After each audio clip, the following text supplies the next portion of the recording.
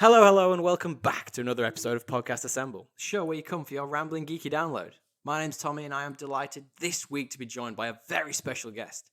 He's a 3D VR artist, a creative director, and an all-round great bloke. Welcome to the show, David Porte Beckefeld. Thank you so much, Tommy. How are you, Pleasure mate? to be here. Thank you very much. Good to have you.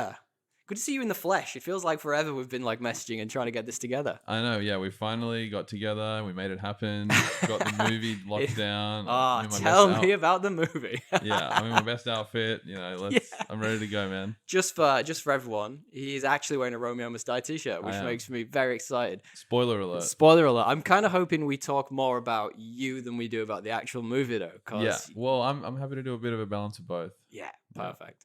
Hey guys, look, if you want to find us everywhere, you can. We're on Spotify, we're on YouTube, we're everywhere. Hit us up with a 5-star review. We love it when you do. There'll also be time codes in the description so you can jump around. We'll talk a little bit about Dave first. We will then talk about some geeky stuff and then get into that main topic we were just joking about. David, let's talk about you. Yeah, let's go. Go. No, I'm kidding. I'm kidding, man. So you're a 3D VR artist. That is fascinating. Yeah. How'd you get into that? So, when I was a teenager, I always messing around with Photoshop. Very creative to an extent by nature. Yeah, and nice. then when I left high school, I was starting to do financial advising, which is totally not suitable for me.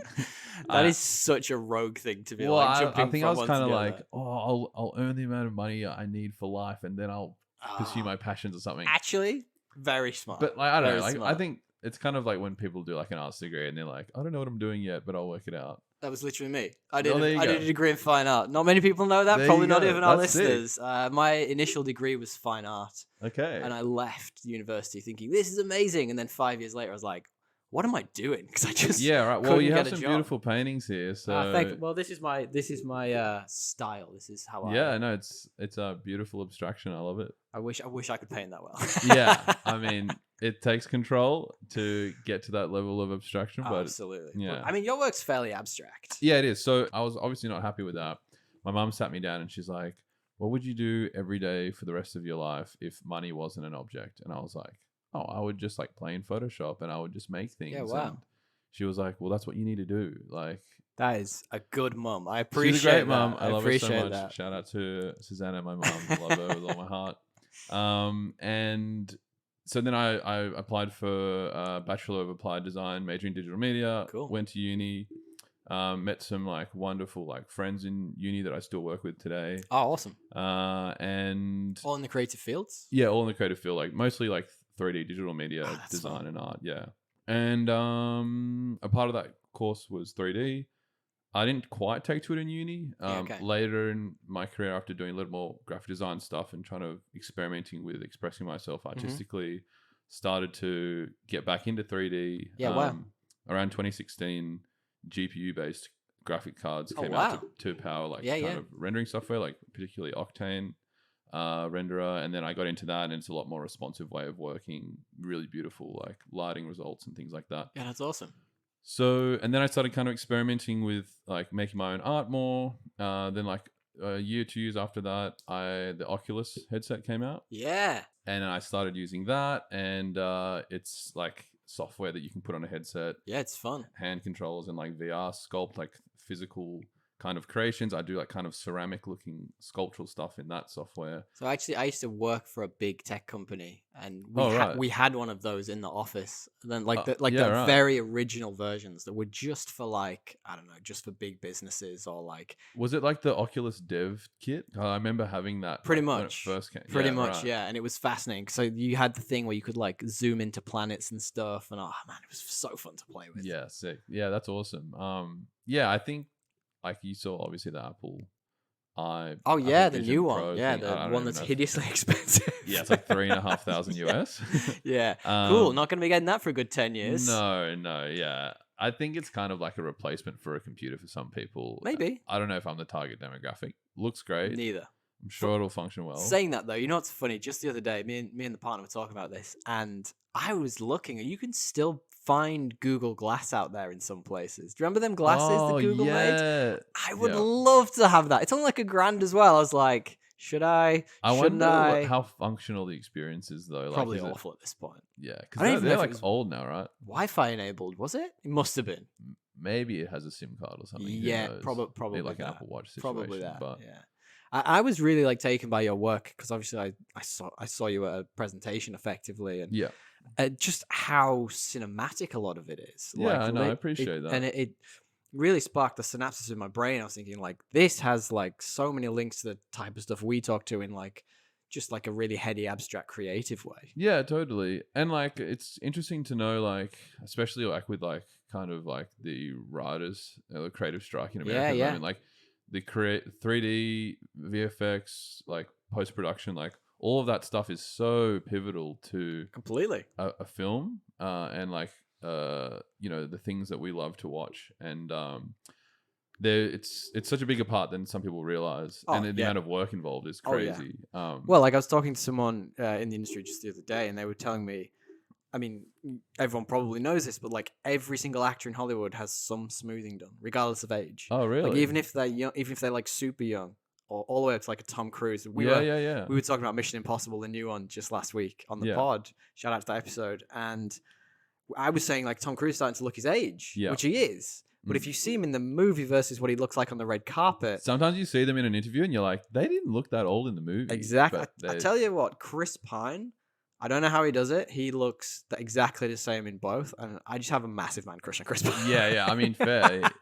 He's cool. Yeah, He's a cool bloke. yeah. But I can see the similarities between like Yeah, what so- you do and No, totally. And like, even some things that I do that I like, they take like a significant amount of time to produce. Just me by myself. Yeah. I look at a film and I go like, wow, the amount of effort and time and yeah. team, resources, budget, tools, crazy. I'm jumping ahead questions here, but have you ever been tempted to get into sort of cinema and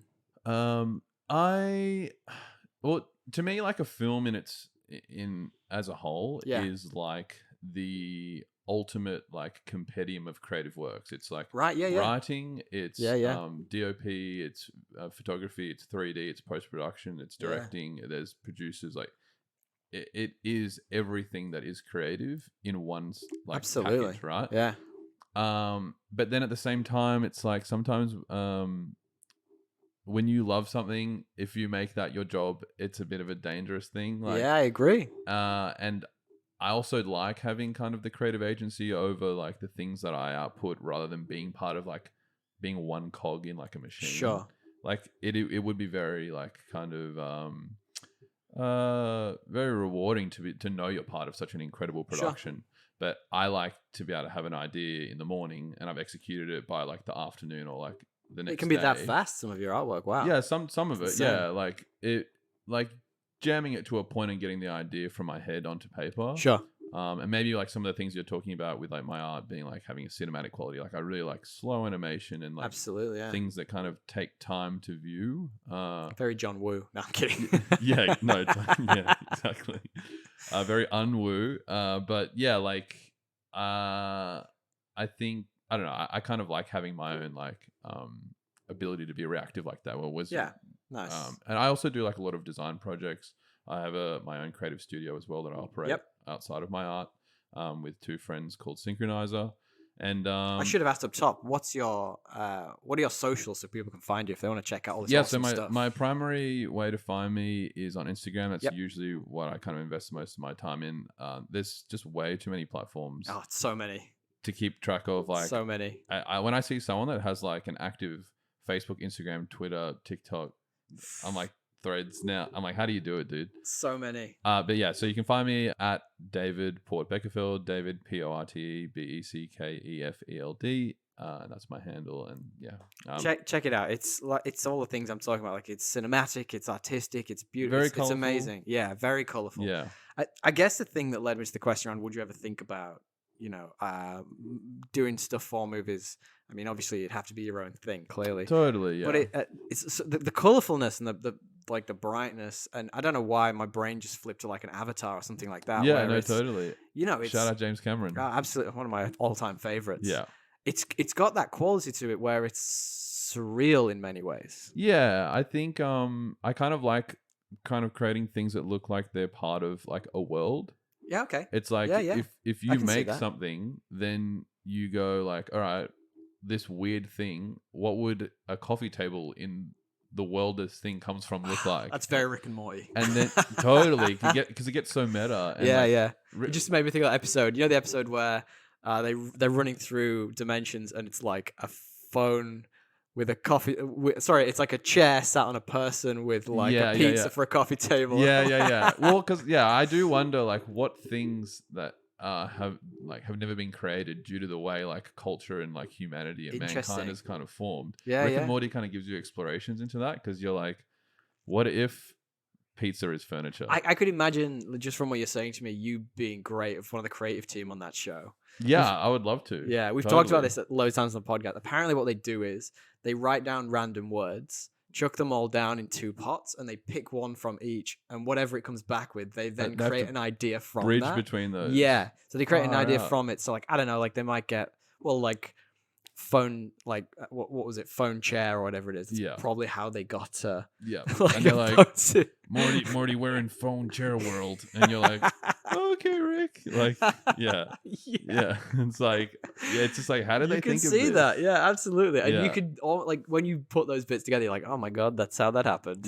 So crazy. Man, like directing movies, I think maybe not such a thing, but like definitely part of that creative process. I could imagine you within that. Absolutely. I mean, like if someone came to me and was like, I want to make a film and I want to have part of your art direction, or for sure, I would be totally into that. But I think the traditional means is what I was kind of describing before. It's like being a part of like a giant Hollywood pipeline. Of course. Kind of scares me. Yeah. And full respect to the people that Terrifying. do it, because it's I have a friend, his name's Isaac. He's part of different kind of like film production. He does post effects. He's a very talented friend of my partner, and like some of the stuff he tells me that they have to do is just like, it's hard work for sure. I know a lot of the effects studios were bought up by Marvel effectively because they just needed to pump out effects at such a rate. Like the Disney Corporation just swallowing the world. Totally. And like I was actually reading Creativity.inc, which is a book by Ed Catmull Clark, and he's check it out. I think he's the CEO of Pixar. Oh yeah, okay. And like him talking about like them kind of being like the first studio to make like a full CG film. Toy Story. Toy Story in 1995, and then go from like people in like Hollywood that were just doing animatronics and like physical effects were like, oh, that will never become a thing. To then how much of a thing it's become. And then you look at Marvel films and stuff, I think they almost lean too much into 3D as well. 100%. But then it's just so much more profitable, and you can change so much stuff in the production. It's so much. It must be so much easier, but at the same time, like, and I keep going back to it because it's at the top of my mind. But like, we did just watch that Mission Impossible film, and you can really tell that everything, like, majority of stuff in there is real. Whereas I watch a Marvel thing now, and I'm like, nothing in that room looks real. You know what totally. I mean? Yeah, I'm like, fuck, this is terrible. It's very composited looking. And, Even when it's like in a kitchen, they're stood in a kitchen, and I'm like, none of that's real. No, totally. Yeah.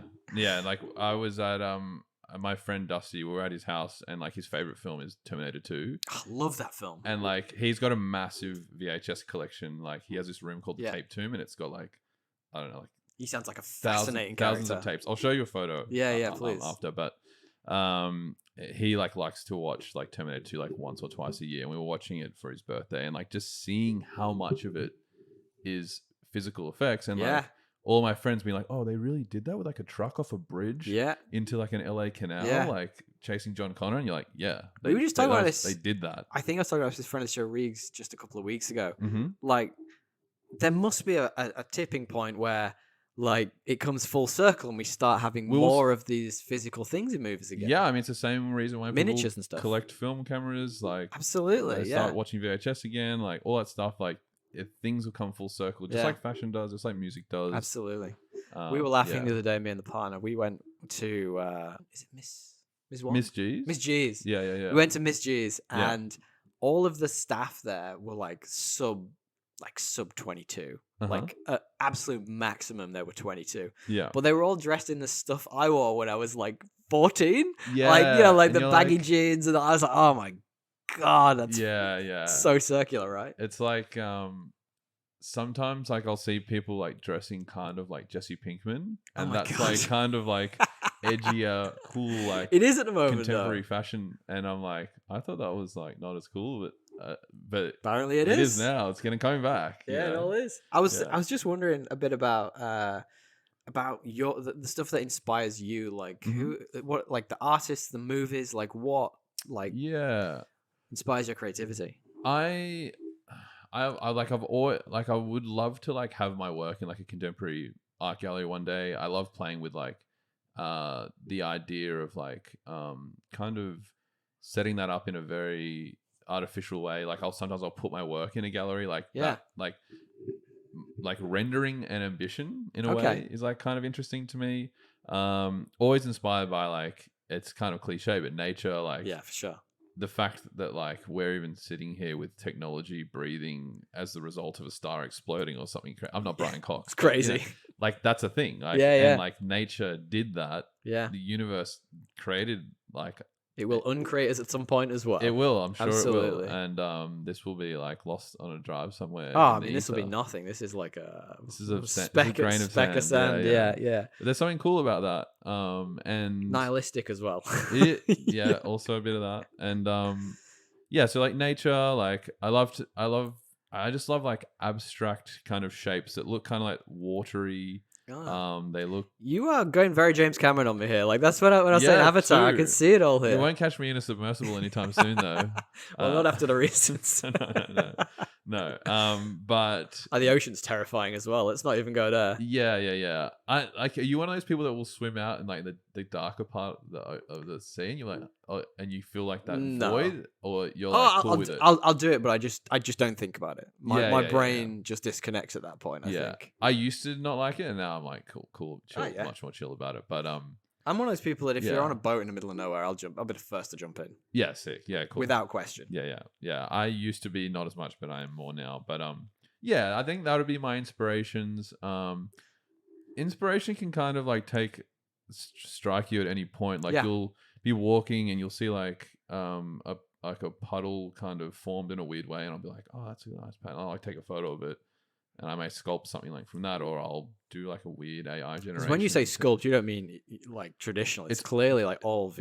It's mostly VR, yeah. It's all like pretty much everything I do is rendered in 3D software. Like I take a lot of photos just in my personal time, Yeah. or like not really videos. I'm going to be linking all your stuff below. So like, Yeah, guys, yeah, if you want to thank check, you you. should absolutely check all this out because it's I fascinating. appreciate It's it. really good. So yeah, and I think inspiration, like anyone in any field in any industry, can strike it in any form, and it's hard to distill on the spot where that comes from, just from one particular Absolutely. source. You can probably tell from the artwork we were talking about before.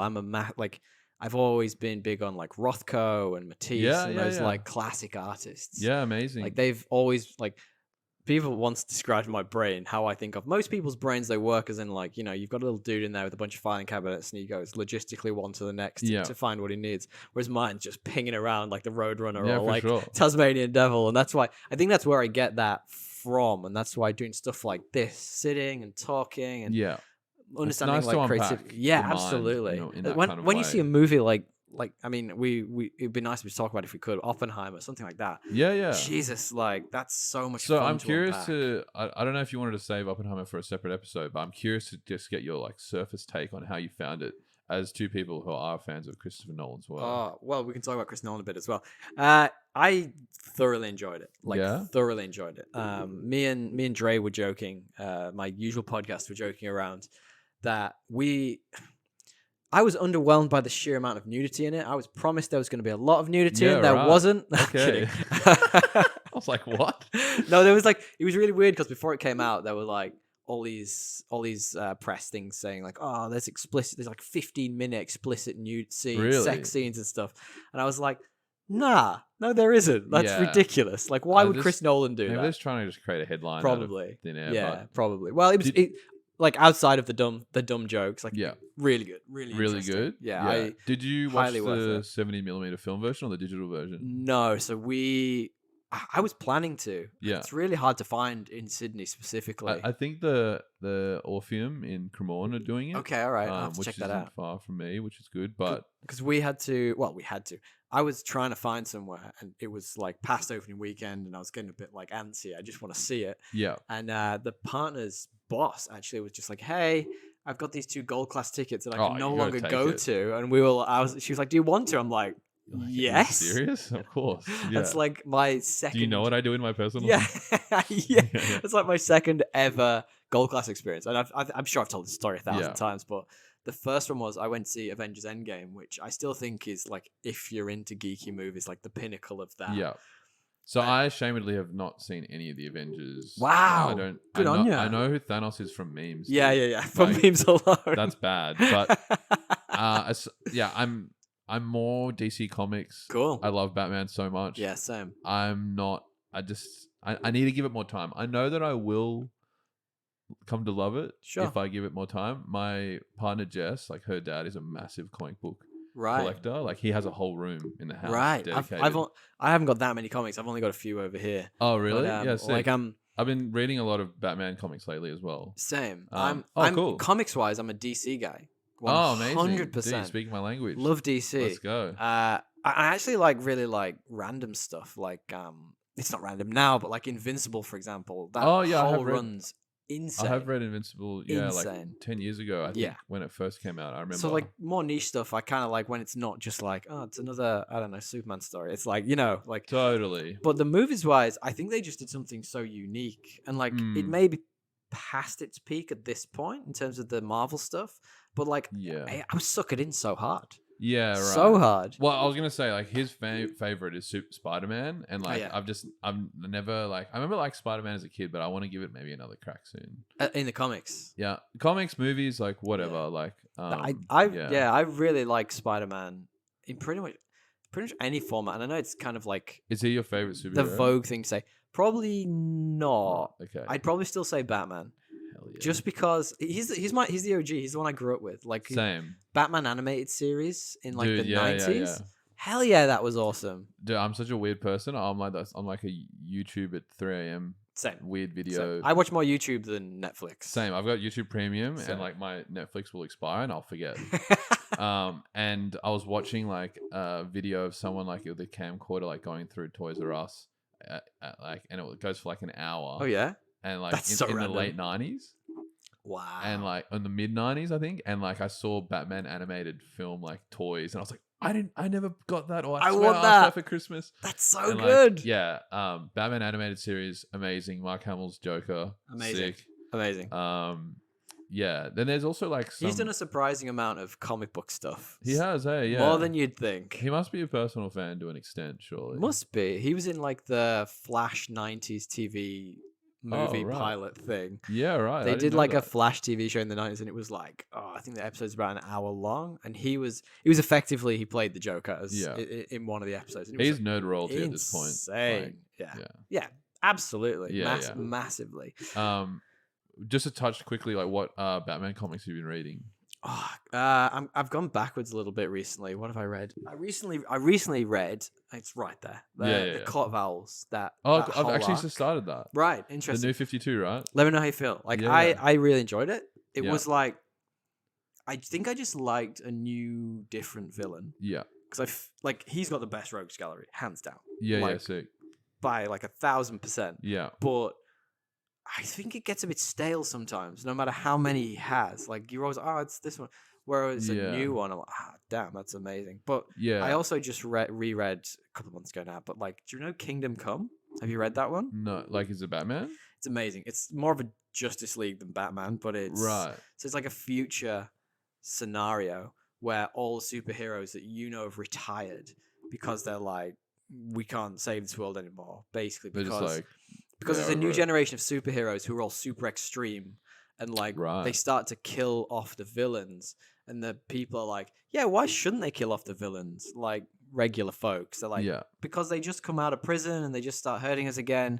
But these heroes get more and more extreme to the point Right. that they're doing all this crazy stuff. And the old heroes, your older Supermans, your Wonder Womans, a really old Bruce Wayne who's like in crazy like tech to keep Post himself. Dark Knight Returns, Bruce Yeah. Wayne, like after that. Probably about similar time canonically, but like as in I think they'd be Yeah, right. different canons. But it's really good. Yeah, nice. Yeah, Yeah. surprising. I read Long Halloween recently. And, Oh, yeah, nice. Hush, I really enjoyed a lot. Hush, really good. It's so sick. I Like, was a bit sad it wasn't just like Jason Todd.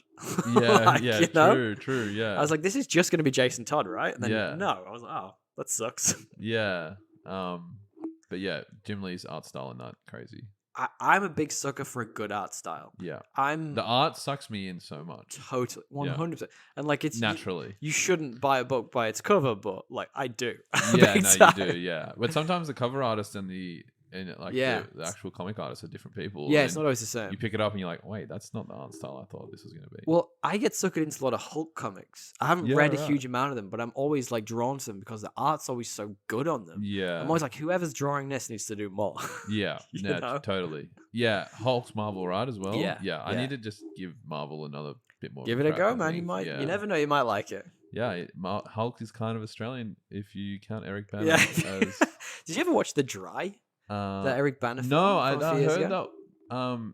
My partner Jess, she said it was really good. I haven't It's seen real it. interesting, yeah. Pretty sure she saw it. And do you know but what's funny? When we were in the cinema watching Oppenheimer, there was a Uh-huh. trailer for a sequel of sorts. Of the Dry. Yeah, so Eric Bana's back. It's not set in the outback anymore. It's in like a rainforest somewhere in, Yeah, right. in one of the states. I feel like yeah. there isn't enough Australian film or like good. Good Australian film. Yeah, like not to say that Australian films aren't good, Yeah. like, but there aren't enough films set in Australia where something interesting is kind of I mean, most of them are made here. yeah. Most of them are all made on So Fox many are made here. Studios. Yeah, true. Yeah. Yeah, it's fascinating. One of my friends, one of my partner's friends, he used to be a carpenter effectively, and he moved into like studio design. And all through COVID, he was just making shit for Disney. Really? Yeah, he made a Some bunch of good- stuff for the Thor movie. Yeah, That was wow. all of them were made here. He'd be rolling some good budget, I'm sure. You'd It hope. looks amazing. So Yeah. you know the bits that were physical, going back to that conversation. Yeah. The bits that were actually physical, yeah, looked amazing. Cool. I didn't know they were still using Fox Studios in that capacity. I thought it was kind of just like overpriced restaurants in the entertainment quarter. Well, Fox was bought by Disney, so a Right. lot of the stuff is repurposed. So. Were you in Sydney when that first opened? Like back then? Like No, oh, dude, when Fox Studios first opened, it was like being in like a magical land. Like, really? yeah, it was so cool. Like they had a giant quickie mart that looked like the Holy exact shit. Simpsons. You'd go in and you could buy like Slurpees and like What year are we talking here? 98, 99. Oh, man, I wish I was here in It that was time. cool, man. I wish I And, was. like, there was like Titanic ride, like Holy shit! yeah, like I think there was like a Matrix ride, like it was like a full amusement park. That And sounds then awesome. Yeah, I That's think one thing we don't have over here.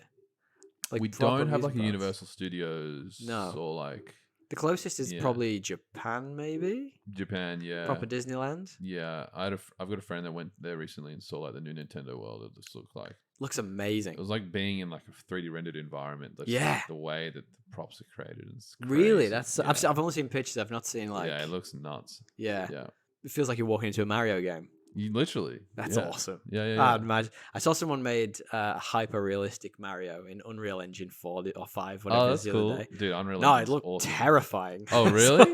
Oh, you mean yeah. like hyper realistic? hyper like, real? Yeah. As in. Yeah, like super real, and he's got bags under his eyes, and Yeah. Yeah. I know those edits. I know what you're talking about now.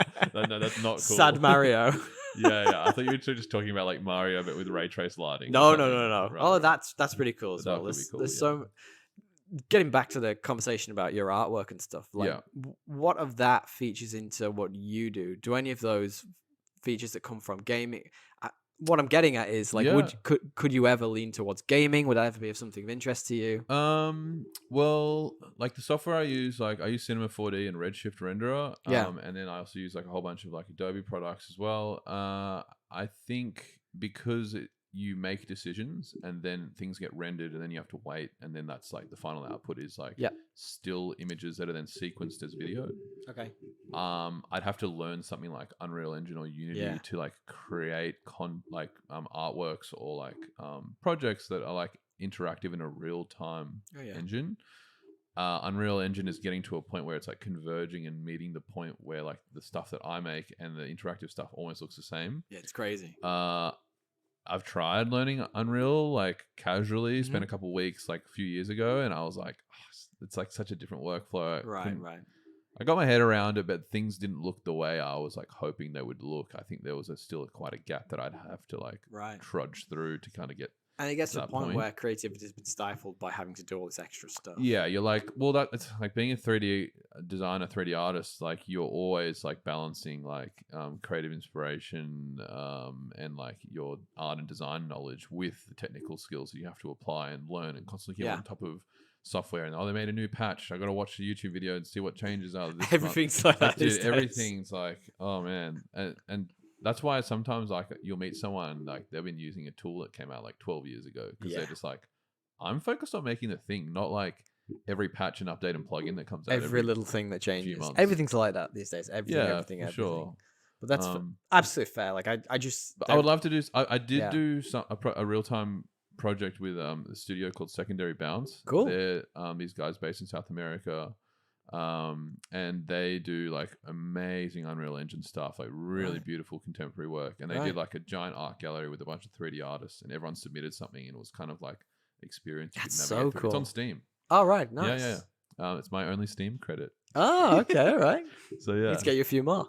yeah. So I mean, yeah, I'd love to get more into Unreal, but it's slightly It's a different learning curve. But I'm sure I could bridge the gap one day. I just think there's so much. I mean, in what you already do, I think there's so much visually stunning stuff that it like there's got to be some way to bridge the gap almost, you know. Yeah. But then you don't want to lose the fun part of the creativity that you do. Exactly. Yeah. When things kind of get too like too time intensive before you kind of see a result, like that's when I kind of feel stifled because I like kind of like getting that like visual feedback instantly, and like the slower the setup, that starts to impede. You want to, right, okay. You want to take your time with it rather than the end product. Yeah, like I just like kind of like, I mean, if I get better at if I was to get good at Unreal, I'd probably have the same understanding that I have now in cinema, like to be able to jam something together quickly and then finesse it later. I'd like that initial first kind of like. A lot of art is the journey rather than the final destination, though, and I think like you don't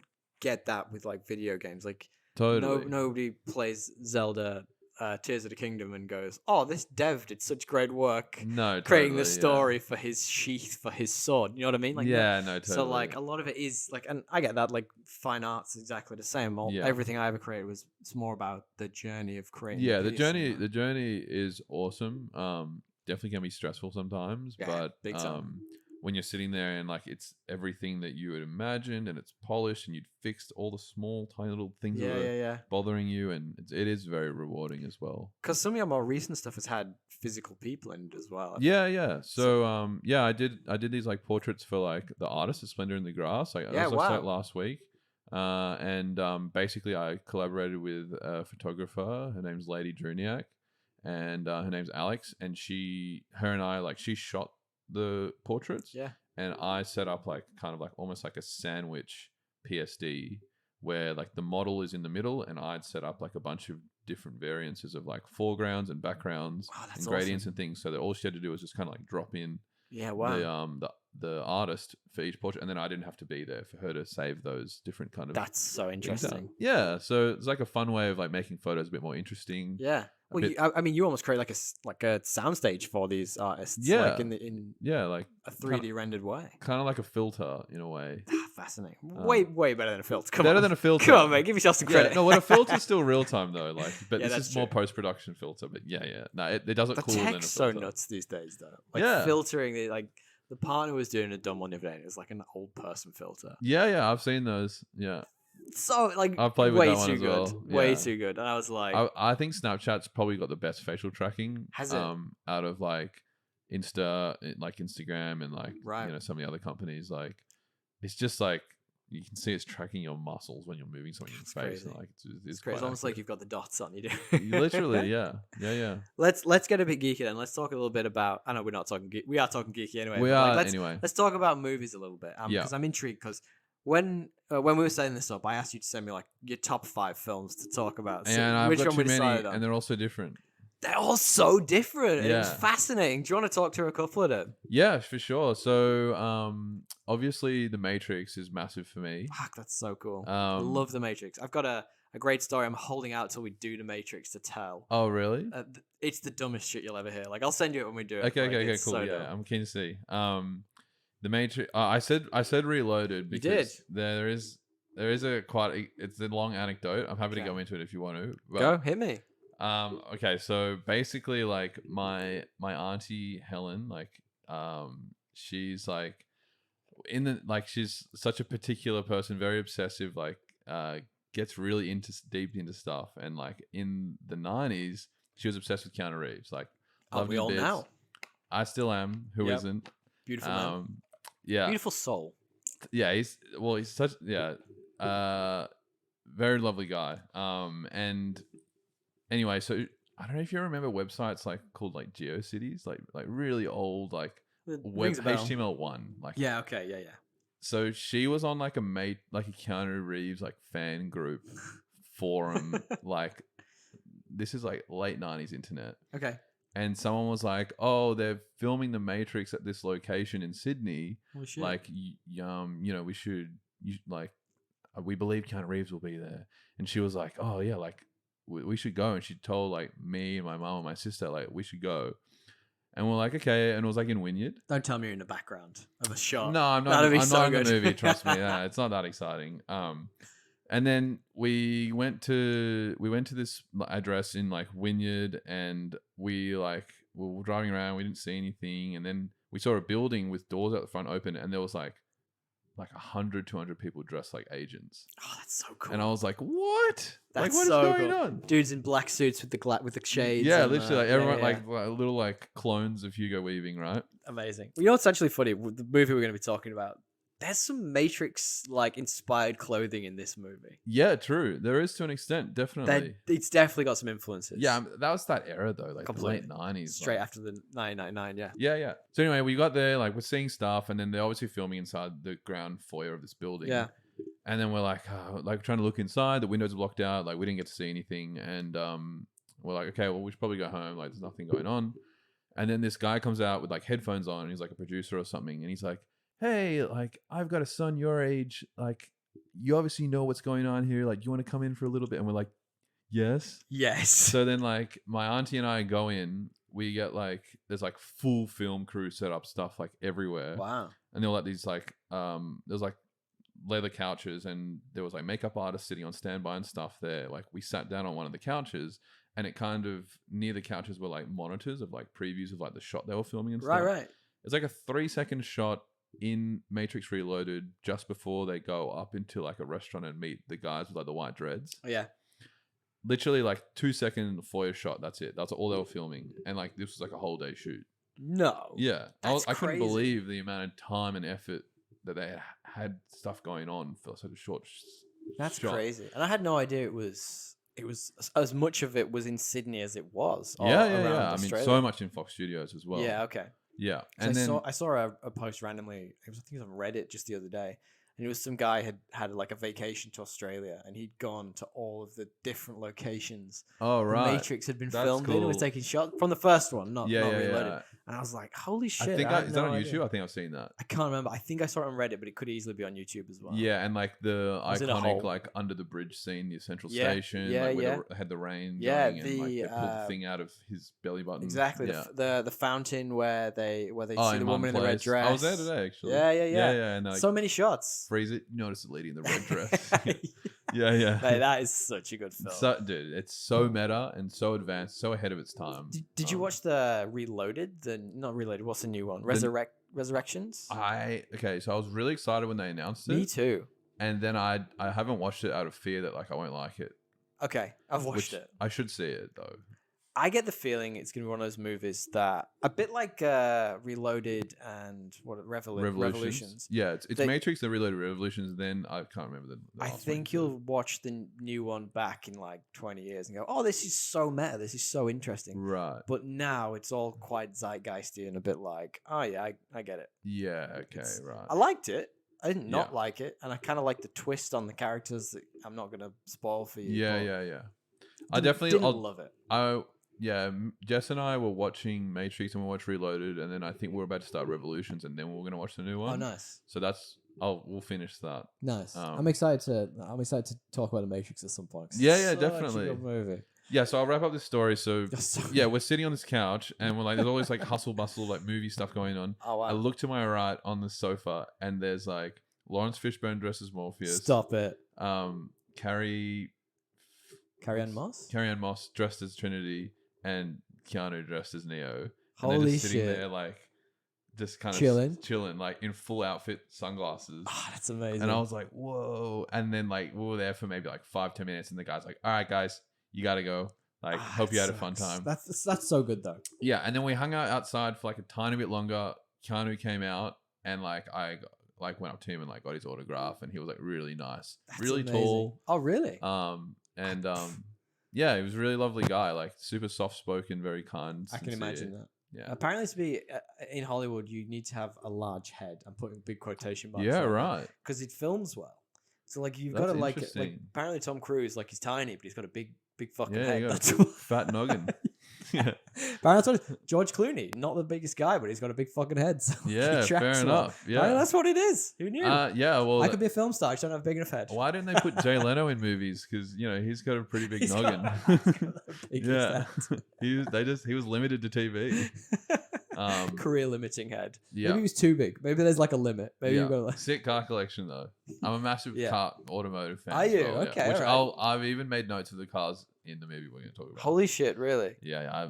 I just remember the Jag. The Jag was the one that I always remember when their brother's car. Aston Martin.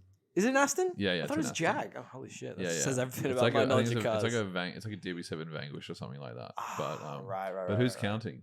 Yeah. Yeah. Who is counting? Yeah.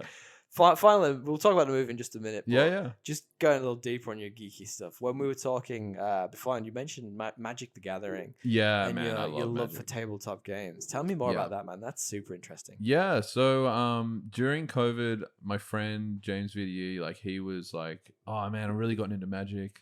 Like, I've been collecting. Like, we should play." And you thought he meant magic as in like tricks. You were like, "What the?" No. I knew. All right, Barney Stinson, calm down. So when I was like in year 8, like in school, I had like the starter decks, and right. I really wanted to play with people, but then like no one I knew was really like into it. All my friends were into kind of video games and stuff. Yeah. And kind of didn't take. And then when we were moving house recently, like I found a lot of my old cards, and then my friend had brought up that he'd been playing, and I was like, oh, maybe I'll get back into it. This was like 2-3 years ago. Awesome.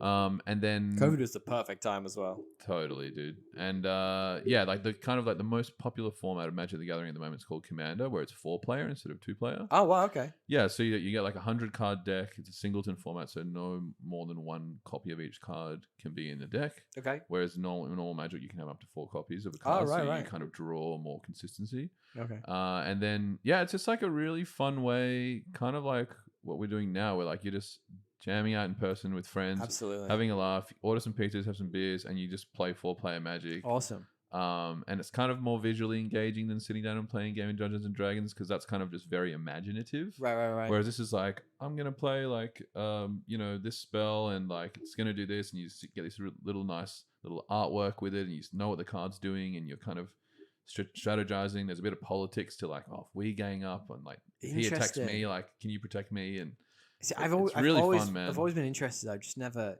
made the leap, I think. Yeah. I tried to play Catan, Catan, the board game. I really want to get into Catan as well, because I have friends that say I've got it it's if you want it. amazing. We bought it in COVID to play, and we just never opened it. We've got to try it. We've got to try Catan. Well, let's do this. Let's get some beers and do that one time. Yeah, we should 100%. Like I would love to. I have no idea what to do, but it sounds hilarious. Yeah, it's like it's kind of like, you ever play those games like Sid Meier's Civilization? I think it's kind of similar. Yeah, I do know what you mean. That. Yeah, it's like turn-based, like strategy, resources, like land. Interesting. Wood, gold, that rings a bell massively. Food, so my buddy Joe from Melbourne was like, "You gotta play this," and we were like, "All right, fuck, we gotta play this." Yeah. So we went out and bought it, and then like we sort of sat there and we were like, "Are we really gonna play this?" You really need someone that plays a heap to sit down with you and with those things. Enthusiastic as well. Like if you had to try and teach yourself Magic the Gathering, you'd have like probably such a worse time than if someone that's like, oh yeah, no, you can't do that, and like, oh, this is how your turn's structured, and maybe that's it. Maybe way easier. Maybe I need you in my life more, Dave. Yeah, let's do it. Let's do it. I can't wait. I'm genuinely excited. Yeah, we have to play Magic one day if you've never done that. Because I feel like your nerdiness would like get amongst it for sure. And I mean, you just got to have a couple of beers and enjoy yourself, right? Dude, for sure. Well, the reason I was talking about Magic the Gathering was to come back to a geeky conversation. Yeah. Did you see the D&D movie that came out recently with Chris Pine? I have it legally downloaded. I haven't watched it yet. Because when you say legally, yeah, the fact you had to say that makes me feel like perhaps it's not legal. That is definitely not the case at all, Tommy. I don't know what you're talking about. But I've got like a short throw 4K laser projector at the foot of my bed. That's awesome. And like, me and my partner Jess, like we just lie in bed, and just like we have like a little miniature kind of like cinema in my room, and we just like watch so many movies. That's so cool. I remember I bought one of those, and it was just so shit. I need like a good one. Yeah, no, this is like a proper one. It's tack sharp, and yeah, like streaming services half the time at 1080p. Yeah, stuff that, dude. I got a 4K projector. Like, I need the good file. You know, I need the Blu-ray rip. Give me the real one. Yeah, so need the Blu-ray rip. Gotta go out and buy that stuff, man. Yeah, legally, gotta be supporting them artists. Yeah, exactly. This is this big irony, and you're not buying that Blu-ray. That is well, I'm it's legally attained. I don't know what you're talking about. You know, I bought it. I bought the Blu-ray. I don't have a Blu-ray player. Fair. I ripped it. Oh yeah. That's what I did. All right. Yeah. I'm giving you that. Let's take a step back. I asked you before. We were talking about the 5 favorite movies you were talking about. Let's get let's go from the top down to the one we're going to talk about. All right, so Dark Knight's probably at the top. Amazing film. Like, Christopher Nolan at his best. Christian Bale doing his thing as the Dark Knight. Yeah. Heath Ledger, performance of his entire career. Just amazing. Like the harrowing nature of it being almost like the demise of his physical and mental health in the role of that character is the most Joker thing in the whole universe. It's true. And so sad, like such a loss of talent, and like just from what I've read, like a really lovely man. Nice bloke, Yeah. Just the grit of Gotham, like the events. Gotham's meant to be greasy. It's meant to be grim and the moral pollution of Harvey Dent, like everything in that movie. Incredible, dude. I've watched it like twice already this year, I think. Who is your on-screen Batman? Probably it has to be Christian Bale, right? Bale. I grew up watching 1989 Tim Burton's Batman. Had that on VHS. And like crazy, my mom let me watch that when I was like 6. It's kind of scary. They didn't realize it was as scary as it was. I mean, I got the second one on VHS growing up, and I was like, "Holy shit!" Looking back at it, it's terrifying. Yeah, dude, it's like scary, and like Penguin's holding like a baby, and like, the bit where Danny DeVito's just like black blood's like dripping out his face. Like, holy shit! I started watching it like a week or 2 ago. Yeah, right. And I think I fell asleep. I didn't finish it, but like. Such a different How? Batman. I'd be terrified. True. And then what were your other films? Sorry, so like the Batman thing. I like to ask that question because there is so many. I actually recently did a YouTube video about like there's just too much Batman on screen at the moment. Yeah, like, on movie screens. Yeah, I don't mean in comics and stuff. Like just on screen, I'm like, holy shit! I don't know if you've seen the Flash movie that came out recently. I haven't. I don't want to ruin it for you, but Batman's in that? There are multiple versions of Batman in that movie. What? Yeah, and I feel like it's Warner Brothers not knowing that they have other good characters that they can use. Yeah, true. So like okay, let's do Batman again. Like it's just a bit of a cash cow, like to have him on I'll make screen. that exact point. I'll send you the video. I'll put it in the check comments. It out. Yeah, it's crazy that like Lego Batman has his own movie or something. Like it's amazing. It's one one of the best Batman movies. Really? Check it out. It's actually good. Okay, cool. It has everything. It goes from like the darkness of like the Dark Knight through to like the campiness of the 60s. Right, because I love the grittiness of Gotham and like how dark it is as a place. I love the like somewhat plausibility that Batman is rich enough to have the technical gizmos to be who he is. Yeah, and it's not like because he can. Not because he was bitten by a spider, you know. But that's fair. But he was bitten by a bat, isn't that Batman? Yeah, maybe. But sorry, not to deviate. The other films, Grand Budapest Hotel. Yeah, I haven't seen it. Oh, dude, I know a lot about it. You really should watch it. It's amazing. I think that's my favorite Wes Anderson film. Right, really? Okay. For sure. Have you seen? You've seen other Wes Anderson films? Yeah. I love the memes that are all out there at the moment where people are using AI to create Wes Anderson versions of things. Yeah, and then there's a Wes Anderson TikTok trend where there's like girls getting like a coffee and they're like, let's not talk about that. I'll just get angry. I've seen people doing it. Yeah. So Wes Anderson's great. Yeah. So he is good. I think like he's overdone and cliched for a reason because he Yeah. makes great work, right? Yeah, yeah. And it is very the composition of his frames and everything is like it's very graphic design. Yeah, You know? I'd almost call it like boutique graphic design. It's very graphical, yeah. Got that look about it. Yeah. Very overly art directed, love it. But yeah, Grand Budapest Hotel. Who's the actor's name? The main guy in it. He plays Voldemort. I'm pretty sure. Oh, Ralph Fiennes. Yeah. He's incredible in that movie. Okay, Like, I really like him as an actor. He just carries the whole thing with his his nuances and cadence in the way he talks and like. You ever see a movie called In Bruges? I know it. I haven't seen it. It's one of my absolute favorite dark comedies. Is that Colin Farrell? Yeah. Yeah. I haven't seen it. It's somehow a comedy. Like if you really want to know, like, isn't it like these people owe money or something and they have to give pay it back in? I'm thinking of Lock, Stock, Two Smoking Go and Barrels. check it out. It's really dark humor. Yeah, I'll check it out. To the point I'm like sometimes I'm like, why am I laughing at this? Like it's too it's really good. you really shouldn't be. My other movies was Heat, 1995, Michael Mann. Great movie. Go check out our episode. It's great. Yeah, showdown between Al Pacino and De Niro is just insane. They're in the scene where they sat at the coffee table. I know everyone bangs on about it. It's crazy, yeah. So good. You've covered that. Well, it's interesting. I don't think I knew this at the time, but do you know that was Michael Mann originally directed effectively like a straight to TV version of that film. Really? Yeah, it's really interesting, and I had no idea about this. And he loved the concept so much that he worked on it and finally came around to making like a big budget version of it. Oh wow! Yeah, fascinating. I think it had a different name on TV, but like that's crazy. Yeah. So, right. all the same. You know, there's also the Michael, it's based on a real story. Yeah, I did read that. The I don't know if it's Michael Mann or someone else, but it's Heat 2 has been written as a novel. Holy shit! And you can go and read it. It came out like this year or last year. Really? Wow. Yeah, and it's a continuation of the events after the film. First one. Of just Pacino's character just gradually falling into drugs. Yeah, I mean, like I don't know, like because I don't want to spoil it, but obviously, like not all the characters can be in Heat 2. I mean, so but yeah, just like one thing that's crazy. And my friend Dusty always says this is like films in the 80s and 90s have just this like explicit violence that almost wouldn't happen now. Wouldn't like wouldn't at all. Yeah, like I'm always shocked when a movie has violence. I'm always like, holy shit, that's great. Have you seen like the scene in RoboCop where the guy's like blows his entire body off? Dude, that would never be in a movie now. No chance. That's crazy. No chance. And he showed me that and he was like, dude, how is it this in a movie film now? And like and then RoboCop turns into like an animated kid series at some point. So bad. The first two were pretty good. I mean, two's a stretch, but the first one was amazing. Yeah. So it's almost just this. Yeah, Heat is that window into the 90s of like that rawness. Like really raw. Movies were like scarier then, like just so many good like De Niro Pacino quotes from that. Like, cause she had a great ass. Oh yeah. Because she had a great ass. So good. He's so good, dude.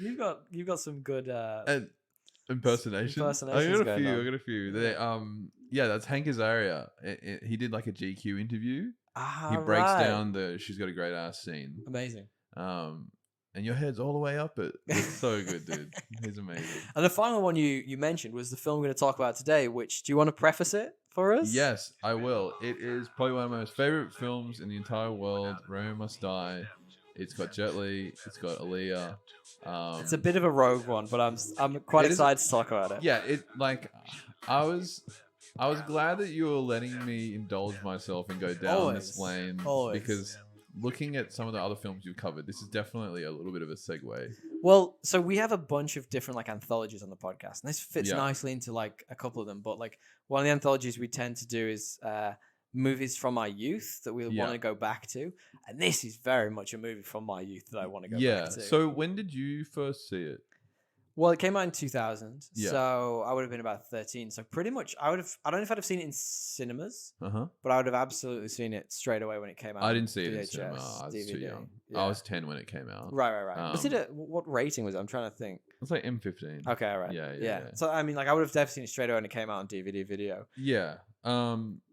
So basically, when did you first see it? I saw it when it would have gone straight to VHS. Yeah, okay, Like not same. straight to VHS. It would have been cinema, but when it came out on VHS. When you used to have to wait like 5 years to see it on VHS. My bag's over there. I have the copy. I brought it. Stop Like, it. We don't have a DVD but we don't player. have a TV, so I didn't know if there was any I don't know, just for the vibes. We could have had it on in the background, just playing while we're talking about. Exactly. Well, do you want to guess me then? I don't know if you know. You shouldn't know this off by heart, but if you do you want to guess me what the current IMDb score for this is? I bet you it would be low. What do you reckon it is? Out of 10. Well, can you? I'm a Rotten Tomatoes person, not an well, IMDb person. we'll get there. We'll get there. Okay. Well, what's a good IMDb score? I'd say IMDb, for the most part, sort of follows It's the pretty trend. rough. It's pretty critical. I would say Metacritic's worse, and Rotten Tomatoes tends to be pretty much where I would expect it to be. Yeah, same. In this case, it's not where it's not where I expect it to be on any of them. Okay, Yeah. so on IMDb, like, what's a good score? Out of Like 10. a I'd 7 say a or good an score 8? is like a 7.58. Yeah. Okay, where does it max out? Like, what's the clipping? Out of 10. It's a ceiling. Oh, it's out of 10. Yeah. So Dark Knight is a 10 because that's almost like the benchmark of a 10. Well, I mean, for you it is, but not for everyone. But like, let's say. But Rotten Tomatoes, Dark Knight's at the top. Okay, let me find that out for you. Hang on. But anyway, so I would say on IMDb score. See, I'm very sentimentally attached to this movie, but I'm so aware that someone would watch it and be like, It's a 9 out of 10 on IMDb. The Dark Knight. it's not a 10. 9 out of 10. Oh, jeez. That's good. What's a 10 to them? That's really good. Yeah, but what's a 10?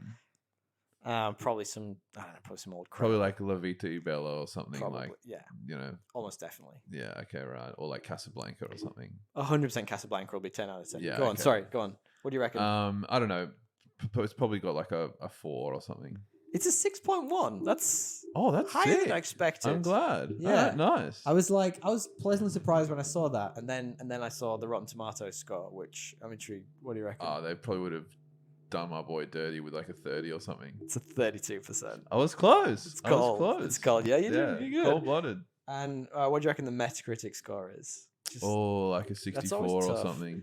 close again. It's a 62. Hey, It's like- I'm not bad. Yeah, I you've- haven't seen any of those numbers. Yeah, no, that's good. I was off on the IMDb because I don't know my IMDb, IMDb very is just well. a bit. They're all like the Wild West. All Yeah, totally. I don't really trust any of them, quite frankly. In fact, you know No. what? I don't really trust critics these days. Like, if you read like critical scores for, I would say 7 out of 10 movies, you'll see that it's wildly different to what like public opinion on that movie is. Yeah. So I'm just like, yeah, whatever. Like, So like I used to get really too much into like IGN game reviews. oh yeah, nice. And I would like watch it and then I'll get to the end and it's like, we gave it a 7.5. And I'm like, do I buy it now? And then I would play a game and I was like, this game's amazing. And then they would get to the end and it would be like, we gave this a 7.5. And I'm like, wow, really glad I got to experience the thing before watching the review. So now, right. as I've kind of gotten older, I play or watch things and then I'll go and rinse myself on the reviews and Me kind too. of see if I me agree too. with people Me too. rather than I let should them have affect trailers. what I'm going to think about something before it happens. I should have trailers as well. So like I'll yeah. watch the first trailer for something, Mhm. and if I'm interested, I'll go and see it. I try my hardest not to watch the other trailers. Yeah, It's yeah. really true. hard though. Really hard. Because like otherwise, like I don't know, you're kind of like, yeah, you It's have an certainly idea of influencing something you, before yeah. you should, and when you really should be going into a clean slate with your own kind of judgment. Yeah, and absolutely. And perception. trailers as well nowadays, they have so much of the film in them. It's like Yeah, I you just know, see the like- whole thing. But apparently that's a psychological thing. Apparently most audiences, quotation marks again, are more likely to see a film if they kind of know what's going to happen because they're satisfied it's going to hit all the Right. beats that they want to see and it's not going to So surprise them. my girlfriend's really interesting. She does not care about spoilers. Like I'll tell her Holy everything shit. about a film, and she'll be like, I like, I'll watch that. yeah, that sounds good. Let's watch it. And I'll Awful. be like, cool. Whereas Can't deal with that person. I'm sorry. most people I know are like, no, like Yeah. fingers in their ears. Yeah, 100%. I respect that. She still guess sees the everything's value in spoiled the these days. experience. Yeah. Yeah. All right, so this is from director Andrei. I'm going to say this wrong, but Bartkowiak. Great. Okay, I didn't know the director of this movie at Well, all. he's done some intriguing films. So he did. What I don't. I'm keen because you've done some research I had about a it look. on a level that I don't know. I had a little look. He did a very similar movie in Cradle to the Grave. Do you remember that one? Yeah. Also Jet Li and DMX. DMX, Surprising and DMX performance is in this Romeo movie. Must Die as well. Yeah. He also did the Doom movie a few years later, which had The Rock and Carl Urban in it, which Okay, like is Doom the game. Doom the game. So Okay. it was one of the worst video game adaptations you'll probably ever see. Video game adaptations are generally not good. No, but as a director, he clearly had a moment where he was like hot. Yeah. He like bust out like a couple of similar movies Yeah, and then yeah, tried yeah. his hand and sort of fizzled out. He's still in the game. They're still doing like creating stuff. But like you say, Jet Li, Aaliyah, Isaiah Washington's great in this. I really Yeah. liked Isaiah He is good. Washington. He's a good crime I boss. want to call out Delroy Lindo Isaac. So good Okay. in this. Yeah. And we'll talk a bit about this. And also the surprise of DMX here. I was like, DMX, yeah. I didn't realize he was all over like all of the advertising at the time, but he Oh, was he? all over the advertising. Yeah. Yeah. Well, that's okay. So like one of the coolest things about Romeo Must Die is the like Asian and African American representation. Like, Absolutely. I was that going to call was- it out as one of my favorite things of the movie. absolutely, man. Like, it's just like that was kind of never like when I was a kid. I was like, oh, like when I was a kid, I loved Michael Jordan. Oh, yeah. And course. like yeah, and it's weird. Like as a kid, you like don't really see like race in someone. You're just like, oh, they just look like that. That doesn't matter in any way. He's good at basketball. Awesome. Yeah, he's good at basketball. And like I remember when I was a kid, I was like, oh, like I wish looked like that. Oh, wow, really? Yeah. There you go. Yeah, because like Michael Jordan was just like the coolest person on the Yeah, planet. I mean, you he know? is. Yeah, Probably still is in many respects. still is. I don't know if you watched Last Dance. It was very good. It's I've worth- watched it twice. I Okay, loved cool. it so much. So have I. I had to do a couple of flights back and forth from the UK last Okay. year. Had some family stuff going on, and I was on a flight and it had The Last Dance, and I was like, "Holy shit, I'm watching this again! Yeah, It's dude, time." It's really good. But the representation and the very well selected actors for this movie. So the casting of this is fantastic. Yeah, All the people we talked to, and a load we didn't talk to. And it's really good that it's one thing I wanted to mention up top was that the thing I really like about it is it has a lot of the elements of like the Western cinema to it. Like it doesn't shy away from them, but it doesn't go full into like Crouching Tiger, Hidden Dragon, where you're like, oh, that's a dude flying. yeah, You know? exactly. There's like a really nice balance. Yeah, absolutely.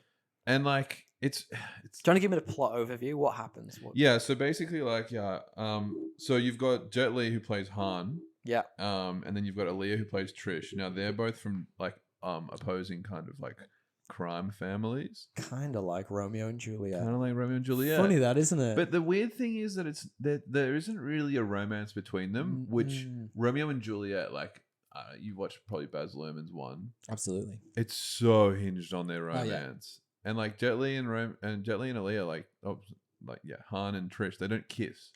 Like we're gonna talk about that later. yeah. Which like I'm fine with. But I feel like some people may be disappointed or misleading going into it thinking that they're going to see a Shakespeare adaptation when it's really, really not. Well, it's not called Romeo and Juliet. It's called Romeo Must Die. Yeah. But exactly. it's more about like the turf war effectively between two parties, the African American and the Chinese factions, effectively trying to take land for themselves to push through like a business venture with the like NFL. a business venture with like the I'd forgotten all about that. Yeah, all about that. Yeah, because I watched it again last week, knowing that we were going to chat about it today. I think I've seen it like 2 or 3 times this year, but like that part to me is just so irrelevant. Like I'm just so obsessed with the characters. Yeah. Yeah, it's great. And I really like that clash, of different cultures and like totally. And especially it's such for a melting pot. Yeah, at the time as well. Like the reason I like the representation so much, for me, this specific movie maybe leans into stereotypes a little bit too much at times.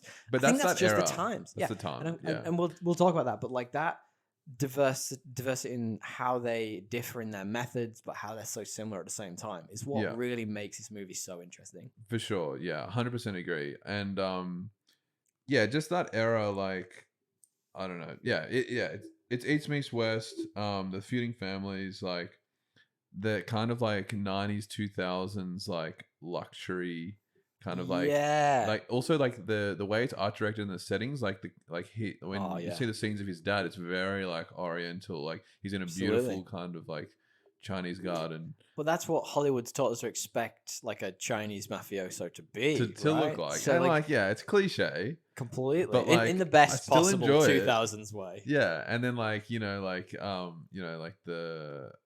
like her family, like he's got this big like massive house and like a golf course at the back of his house. Yeah. and, like, it's just Do so you remember excessive. the Aaliyah music video to go with Okay, this? okay. So I've ran a note of this. You've got a whole note. You got a whole section, Dude, I reckon. so yeah, when I was a kid, I bought the single The with single. my own money.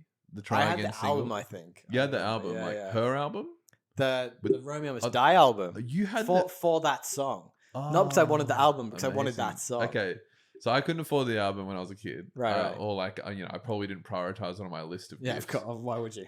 But like always, I remember like where I grew up in Lane Cove, like there was a music store, and I would like if my parents were like up at the shops, like I would go there, count the gold coins I had, and I'd always buy a single. Oh yeah, nice. And one of them was Try Again, and I remember it was the first single that I put into the computer, and the music video would play. Holy shit! And Really? that was like YouTube on tap at that time. Like I was gonna wait so it's a bit later, but that music video is very Bruce Lee, Enter the Dragon inspired with the mirrors and Jet Li's in it. And I massively like that's my childhood. Like Enter the Dragon, Fist of Fury. I need to watch Enter the Dragon. I've never seen it. God, it's one of my all-time favorite movies. There's one, and I always forget this one, but there's a running thing I always talk about. But I grew up like with like a handful selection of like VHS tapes, which were recorded from the TV. I'll have you know, something you would never get these days. Yeah. But it was like we had the Indiana Jones films, we had the Star Wars films, we had Gremlins randomly. Oh, which, you know, that's scarier than you think it is. It like, is, for a kid. And I remember watching Gremlins as a kid. Yeah, and we had this handful of movies, and like Enter the Dragon was one of them, and I was just on repeat in our house constantly. Sick. And I loved it. And when I watched that music video, or like I was doing the background for this, I was like, "Holy shit, that's so Enter the Dragon!" And it's just so 2000. Like, and I want to get into the music in this as well. Yeah, because please. it's like so 2000s R&B. Yeah. DMX all over this. Yeah. Him barking. Aaliyah. He died, didn't he, recently? He did pass away like a year or two ago. Yeah, that sucks. Yeah, that's very, very sad. He was awesome as well. But yeah, like Aaliyah, like her tracks in it. Timbaland did all the music. Right. And he was you can hear that. Yeah. Yeah, Timbaland was her producer for a lot of her stuff at the time. She was like 20 or 21 in this She movie. was phenomenal in this film. Yeah. Like, I mean, for a 2000s movie with a R&B artist who's it's their first film. Yeah. I thought she was really good. And like I love also like there's moments in it where it's like a little bit meta. Like she'll go to like the music store with the bodyguard. When she sneaks out. Yeah, she sneaks out. He's like, I'll find your Aaliyah looking ass. Yeah. And like that meta-ness, like him saying that, and then like when she's in the store, like her music's playing, like it's a bit campy, it's a bit cheesy, but I love it, dude. It's so 2000. That's so interesting because I had no idea, and even on a rewatch, I had no idea. Anthony Anderson in this, I rate him. He had like a peak at this point of like his like early 2000s. He was in so many things. He was in so much stuff, and he's very funny in this movie. He's funny. I had no idea he was a rogue CIA agent in this. Did you know that? What? So I was I was reading. Wait, he's a CIA agent in Romeo Must Die? Apparently, he's like a rogue CIA agent. I was like, they never say that at any point. What the fuck is this about? That's like a leak from the writing room. New information to me. I was like, this is fascinating. But this is like a zenith for Jet Li, right? Like he was at this time. This is peak Jet Li career, dude. Peak Jet Li. Yeah. And I was reading into this before. Cradle of the Grave, The One, like the Kiss of the Dragon. Lethal Weapon 4, one of my all-time favorite movies. He's the bad guy in that. Yeah, right. So good. Sick. And he was in everything for like a hot minute. And he's I was like, my Bruce Lee in a way, right, because that's interesting. I watched him as a kid. Yeah, cool. Yeah. I was like, where did he go? Like, what happened to him? True. Well, he was in Mulan recently. Yeah. Apparently, he had like a health condition, and he took a step away from doing like the more physical stuff. That stuff would be super hard on your body. Well, Jet Li broke himself. Yeah, literally. Dude. Yeah, like I loved him though. Jet Li in this. Wow. Oh, he's amazing in this. I think he does all his own stunts as per. I would say he totally would do his own stunts. He would be that type of guy, Yeah. like a Jackie Chan type operator. Yeah. He does a good job as sort of like a fish out of water type. He's like, he's new to the States, like, or at least he's pretending he is. And like, He's I a kind of taxi like driver. that. Yeah. For 5 minutes. I really like in this movie the use of the environment when they're fighting. Yeah, totally. Like I couldn't get the one where they're on the stairs. Yeah, they're on the early on. staircase. Yeah. Like he like does like a spin around, like shoots his legs through the Smashes wood, the wood smashes nut. this guy's Yeah. legs. The cable ties. Oh like yeah, he'll grab the guy's jacket, put it over his head, and it's like cable ties. that was a thing for a hot minute in these movies. It and was. I really liked Cable that. ties were like a thing. In Cable like, ties. we need to bring And cable then- ties in action and then films. using like, clothes as weapons, but like cable ties, absolutely, they were I'm hot like, for dude, bring cable ties back. They're cool, man. in these kind of movies. But right, let's get into this. I want to talk. Yeah. There's something I really want to talk about. Yeah, so now. give me the like No, I which want to is follow your trajectory of like navigating this film because I'll jump all over Let's the place. just jump all over the place. There's one thing that I really want to talk to you about. What happened to that martial arts movie where it was like East meets West, buddy cop? I'm talking Rush Hour. Rush Hour, dude. That yeah. scene, that was a hot thing. I watched Rush right? Hour like 2 months ago. Great. Yeah. On VHS, Quite I watched problematic it. at this point, but like Yeah. really good film. Yeah. Like in hindsight, like that was that was all over the place at one point. What Yeah. happened to that? Like I don't Green know. Hornet, like it was everywhere. Yeah, like I don't It's know. a shame. Like, And those Western influences on Eastern influences on Western movies, they've completely diminished. Like you don't see it anymore. Totally, yeah. Like I think I feel like Hollywood just got really obsessed with like reboots and like Totally. sequels. Completely. And then like those so many times I like want to watch a new movie, but something's a sequel of something that I haven't seen, and then I'm Right. like, what about like, in the 90s and 2000s? So many original Yeah. IPs being launched and Have I got a new YouTube ideas video and- for you? You should check out my latest YouTube video. Okay, It's- we're thinking the same brain, dude. It's, Like, it's all about like why Hollywood is depending on Oppenheimer, Barbie, and Mission Impossible to be massive successes for the complete wrong reasons. right? Like so, Okay, the vague synopsis is that Mission Impossible it's the movie star. Like movie stars are still bankable. People will go to the cinema to see Yeah. Tom Cruise just because Tom Cruise is in this. Oppenheimer is the auteur director. Like people will go to the cinema to see Chris Nolan. yeah, And Barbie's just like, hey, this has got an IP. We're just gonna mine it. Anything. totally. Who gives a Well, shit? a We'll friend of mine mine it. told me that Greta Gerwig like approached Mattel to make Barbie. It wasn't the other way around. Interesting. So, Well, have yeah. you seen the list of movies they're now going to try and make? It's like 45 different things, like Oh, really? Hot Wheels. Polly here we go. Pocket. Gonna do Action Man. Like, Yeah. All that shit's on there. So Yeah, anything dude. Mattel, it's coming for you, baby. Yeah, 100%. Yeah, I mean, is it a surprise? Like Well, everything is. yeah. Everything right now. You walk outside, it's pink. Like completely. It's crazy. and like I have no problem with it, but like this is a full-on marketing rollout. Dude. oh, Like, massively. Yeah. I wonder if they've made it cheaper for people to license it for a hot minute. maybe. because I think Maybe. they Yeah. must. They must done. have because like like Yeah. the seat at the bus stop's pink with Yeah. Barbie branding all over completely. it. Just about. Yeah. You know. Well, the interesting thing about the Eastern influence and Western audience, the reason why there was so many like kung fu or whatever you want to call them movies from back in like the almost black and white up until like the 80s was because it was super cheap for movie houses to like buy the rights to these films and show them in the States. Yeah. Right. And as soon as these got more popular and the actors started to get more popular, it was more and more expensive for them to bring them over, so they stopped doing it. Right. So like that's why you get less of these movies, and like the stunts and stuff. They're not only expensive to do the stunts, but they're expensive to insure. So insuring the actors because they want to do their own stunts and stuff. Yeah. Okay. It's like That makes expensive sense. studios are like, it's money. We don't want to spend money on this. It's like, Yeah, and you're just like, you'd rather spend it on a 200 million blockbuster with all CGI. Cool.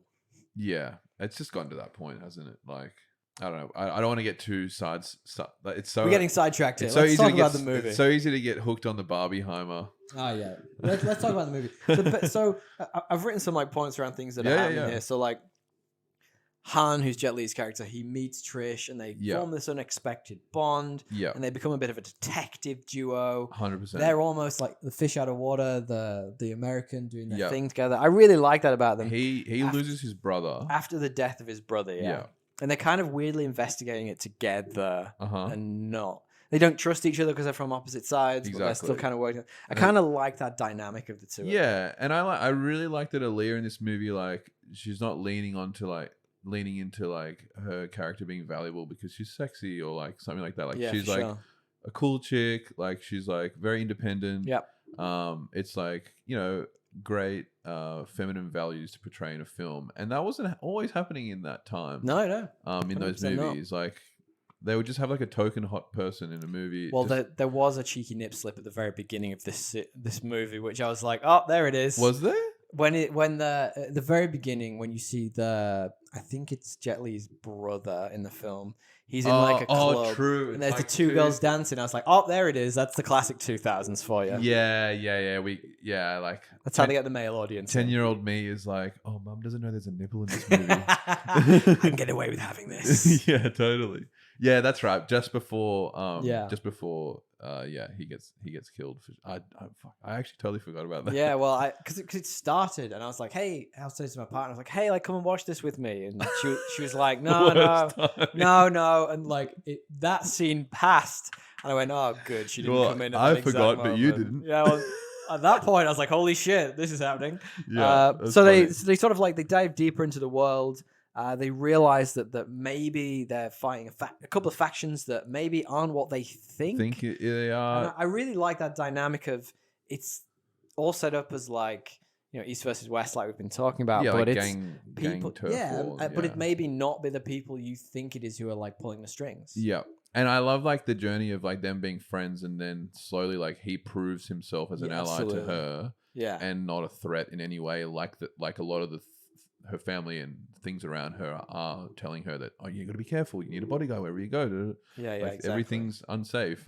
But she's like pulled towards him because he is like he's you know, he's cool and he proves himself over and over again. I like when we're gonna get to the action scenes. Yeah, we'll talk about that in a minute. But like one thing I did want to call out before we get there was like the pacing of the movie. I was a bit like, I remember putting on, I was like, holy shit, this is 2 hours. It's long. It's long, yeah. And I think I wouldn't say there's filler, but like all the scenes take like a decent amount of time. Yeah. When sometimes they're not like massively crucial to the plot. Absolutely. And I think that's just the editor being like, oh, well, we have to keep this, and you know, like, he's really putting his stamp on this, isn't he? Yeah, exactly. I think there's a 90-minute version of this that's like tight. Oh, really? Yeah. Yeah. No, I mean like Oh, hypothetically. if there were, yeah. I feel like you could cut out like 20, 30 minutes. I like the in-between stuff. Okay, sure. More than the action even. Really? There Because you go.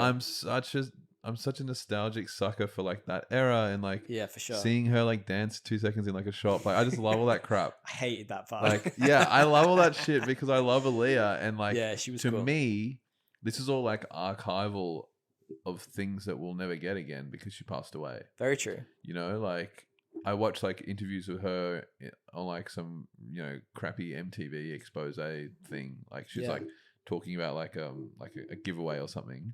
And like that's meaningful now, but if she was still alive today, no one would be watching that on YouTube. Fair. Like it's like there's a huge nostalgia element. Slice to it, of her life that you'll never get to see again, which is super sad. So I don't know. I like all those dragged out, long-winded bits, but the average moviegoer, yeah, I get it. It's too long. I'd say it's super 2000s. Like if you go into this, you should really be like, this is going to be like the scenes where they're having like. I'm tragic for that. We'll get to action in a moment, but like the bit where you see he like kicks the dude in the head, and you see it like. It's almost like a Mortal Kombat game. You see like a version. You see his spine. And it's like compressing, and you're like the X-ray 3D. I was like, zoom in. like bro, dude. Stop that. Yeah, like when like when he's fighting with her. Yeah. And then they kick that girl in the. He's like, I can't hit a girl. Oh yeah. That's, and then it's like so cliche. So cliche. It's so cheesy, and like so then he has to fight holding Aaliyah's arms to punch the girl. Like she's a marionette. Like she's what's happening? Like so silly. But I'm going to call it out. That's nonsense. It's so ridiculous. Nonsense. Like if that was a real situation, they would get axed. In like a moment. And the fact she had a gun at one point. I know. Just shoot them. I know. Yeah. But that's just movie stuff. That's the action. But then they kick the girl and she falls back, and then the 3D view with Oh, the man. X-ray view of the heart getting stabbed. Oh yeah, holy shit. Yeah. That's so like I'm pretty sure Mortal Kombat 11 stole all of that. Probably. But like that's that stuff when I was a kid, I was like, whoa, 3D graphics. That's so cool. Yeah, like Maybe radical. that's what it inspired you to do what you're doing. Yeah. Oh yeah, definitely like the impaling scene in Absolutely. 2000's Remy Must Die. That's the reason I do 3D.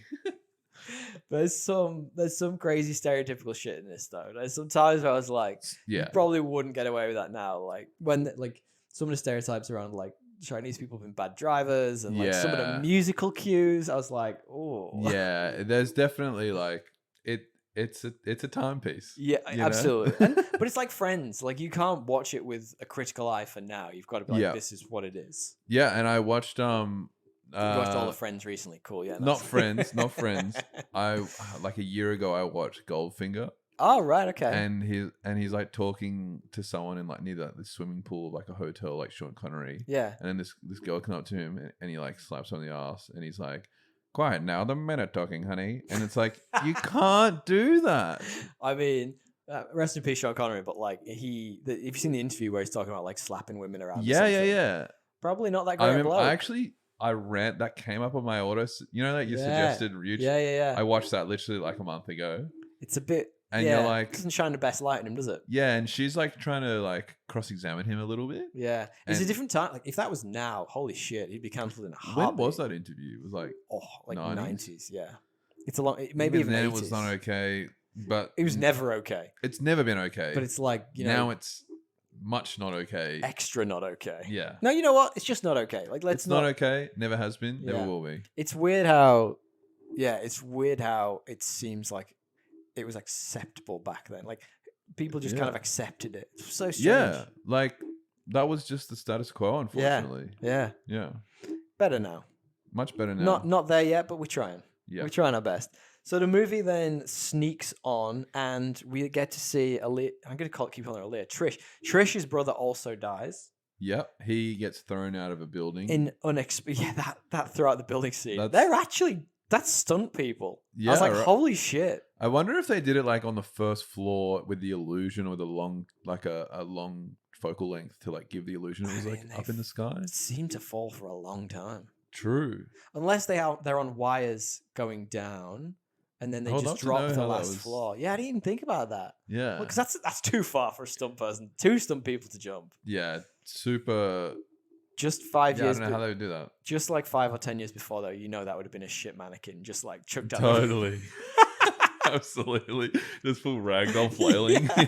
No, 100%. That'd be hilarious. Yeah, and then they fight their way through to find out what's actually going on, and I think it's a good time to talk a little bit about like the action because Yeah. you do find out effectively that it's from inside the families. The families Yeah. are killing It's their a own story of folks. betrayal Exactly. on both And sides. I laughed when I was watching it. Mac, the character, Yeah. I think he's actually called Machiavelli in this. I think that's his actual name. And I'm like, could you be more Oh. Machiavellian? I Yeah. was like, wow. holy shit, guys! Like, come on. Yeah. That's. And but on the Jet nose. Li's phenomenal. He's amazing. Yeah. Which is your favorite of his action scenes? Because like you do have to yada yada over some of the nonsense to get to the action scenes. a Yeah, little so bit. my 2 favorite scenes of his action would be, I'll give 3 notable mentions. There's the staircase scene, yes, with the cable love that tying, one. Yeah, and then he gets in the car. He's like, "Great cars." yeah. He steals so many America. cars in this film. Yeah, sick. Love that. The gridiron scene where he's playing with them, that was what I was going to call it. and like he like just demolishes these dudes Well, he takes after a he's bunch of kicked hits. their ass. Yeah, he takes a bunch of hits, Yeah, and he's like, "How am I going to even this playing field?" yeah. And there's a scene there that's just, it's like ridiculously unrealistic. He like hits a guy and Spins then up in the air. and then like comes down perfectly, like in slow. It's like, what do you?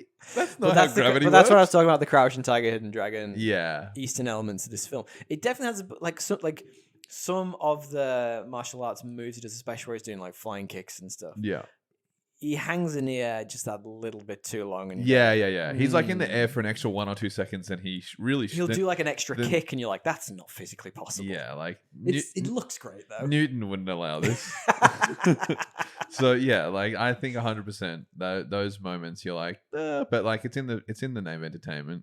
It really is. You got to be in for the entertainment of this. Yeah. Stuff. The And then like obviously like the spine cracking, like where like his like that midair kick is, and he like comes out of the flaming broken fence like. Well, I was gonna say that. So that final fight scene and the hot pan on his hands. Oh, man, I hate that scene. So even the music cue when that kicks off that scene, it's like it is like one note away from being the Mortal Kombat theme tune. Yeah, I know. It is literally right there so for like close. 5 seconds, and then it blends in. But like that final fight scene is cool as. Yeah, they are great, and it's like definitely like you're really playing in that era of like the Matrix and like completely. And we were joking about this before we came on. Like my partner was joking, saying that like she had a real sexual awakening when she saw the bad guy who Jet Li was fighting in that final scene. She was like, "Holy shit!" As a kid, I had the biggest crush on that guy. He's shredded. I was like, "Dude, yeah, like I can see that." Yeah.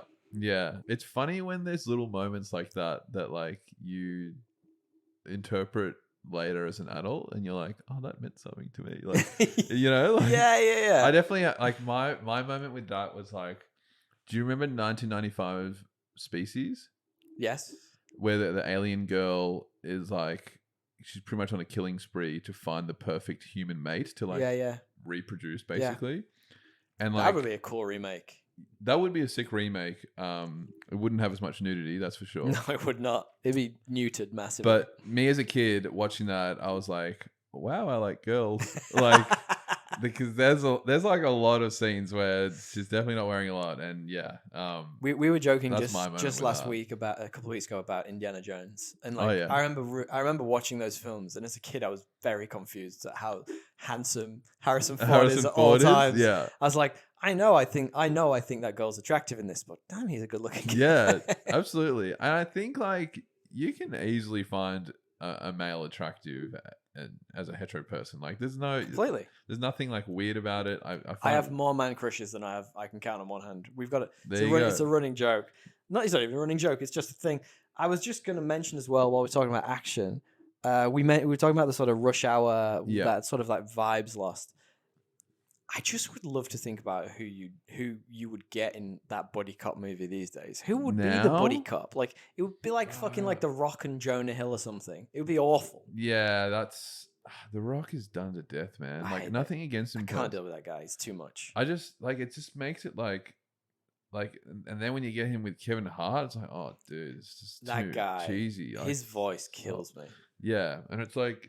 They're funny because one's really tall and one's really short, and it's like I don't really care. No, like that isn't funny. Yeah, it's. I'd rather watch Twins. We were joking the other day with Schwarzenegger and DeVito. Totally, one's tall and one's short. It's actually a good film. I like my comedy when it's funny. Yeah, exactly. But don't tell Kevin Hart that. I like the movie. Then it sort of like crescendos after the big fight, right? And you find out that. Pulling the strings in the background has been Jet Li, Han's father, the whole time. Yeah. He's been the one who's been orchestrating it. And he has the choice of, does he carry on with his guilt of letting his son 100%. Die, or does he kill himself? And he pulls that trigger. And he's like, Han, I tried to do it the best I could. I tried to do the right thing. And he's like, accept the right thing, being his father. And it's like, boom, mic drop moment. Turns his back. Boom. As a teenager, I was like, that's the equivalent of like, cool guys don't look at explosions, Yeah, dude. Like he did the 3-pointer and walked away. As it went in the hoop. Turned before it even went in. Yeah. I did have one minor critique of that final scene. Mm-hmm. So Jet Li walks out of an effectively burning down house with a guy he literally just murdered. And his dad, who he would be the prime suspect in murdering because he was in the room at the time. And the cops just run past him. And the cops just let him walk out. Yeah. You'd be like, bro, come on. I never thought about that. I'm such a nitpick for movies. Like, I am too. Like, I mean, I'm very critical of the lack of gravity in this movie at times. But yeah, that's an interesting point because he would instantly be a suspect. And he literally just murdered someone. Yeah, wow. Like the main rival. He just killed him. Yeah, that's crazy. In cold blood. I mean, sometimes when you got to suspend that disbelief, though. Yeah, well, sometimes people in crime families, when they get killed, the cops are just like, "Oh, it's not a problem for us." Maybe they were paid off cops. Maybe that's the thing we did. Yeah. Yeah. And that's actually right. We're gonna get onto a bit best and worst in a moment. But like one of my worst was like, what the fuck are the police in this? Like, yeah. When all this shit's going on, there would be a huge police presence. If these shops were individually getting taken down, Yeah. police should be all over that. Yeah, or there isn't even like a cop character that's trying to find out who's Not behind at all. things. It's Except maybe the CIA agent who's not really a CIA agent. yeah. How is Maurice a CIA agent? I don't know. He's playing like Madden, like Yeah, half he's the so movie. rogue. I mean, He's like the comic relief in this. I think he's pretty funny. yeah, he is very funny and like yeah. What is he? He's like, here's the deal, meatball. Like I love that. He calls him like dim sum. Dims. He calls him dims. See, like that wouldn't happen in a movie. You now. literally couldn't do can't. that now. It's like yeah, But it's almost like the fat guy's funny because he's fat with that guy. You know what I mean? Like, yeah. So it works both ways in that respect. Yeah, and You- yeah. I have a moment that's like that's unrealistic, but we'll get to that when we get to the best and the worst. All right, let's just talk a little bit about tones and themes of the movie then before we jump into Yeah, for sure. Because there's like for a random 2000 movie that is mostly about action Mm-hmm. with undertones of Romeo and Juliet, there's a significant there's a serious amount of like tones and themes in this film. Yeah, Like, definitely. like loyalty and betrayal, Yeah, revenge and forgiveness, choosing your own path. Like that Yeah. ending we were talking about, Aaliyah and Jet Li walking away from the crime families to go and do their own thing. Like that's literally like prophetic. yeah, it they're is. They're stepping away from a life they've only known to go and be their own people. I was like, fucking hell, right there. Yeah, it's cool. Those police should arrest them, but like, yeah, like, good for you. Yeah. The police could come in and be like, at least for some questioning. Yeah. But yeah, no, totally. Like I think the film does like touch on like a lot of those different themes and yeah, like I guess I hadn't thought about it like because I'm so distracted by like how much That's good, though. nostalgia That's there good. is yeah. that then when you did say that I was like oh, yeah, you're right, that does have that like It really gets deep into nice level of yeah, depth to it. Certainly in terms of like like I say, a dumb 2000s movie. Like I didn't expect it to have as much gravitas as it did. In No, those totally. respects. Yeah, like you're not gonna get that out of like, you know, Rob Schneider's The Hot Chick, you know, like maybe, but Well, you might. Who like knows? that era of films generally, yeah. Well, do you want to do the best and worst? And so our best Yeah. and worst rating system is what we do is we tell you three reasons why you might want to watch this film, 3 reasons why you might want to avoid it. Okay. So I think one of the top moments, Jet Li and Aaliyah in the club, like being like, you know, they're kind of Really like, fucking awkward. yeah, like I like it because like I don't know, Yeah. like just seeing those two characters, that representation, like Yeah, nice. yeah, like my background is I'm half my mom is Spanish Oh, cool. and then my dad's background is like half English, half Chinese. And Right.